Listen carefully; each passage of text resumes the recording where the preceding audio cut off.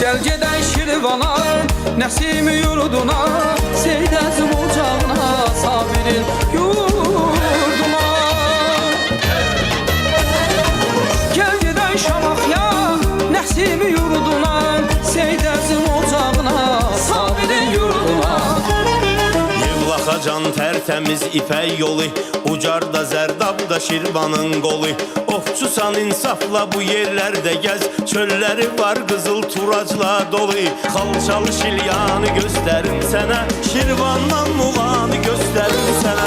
Seyran yaxın Kür qırağın, İpək yolun solun sağın, ay Kürdəmir.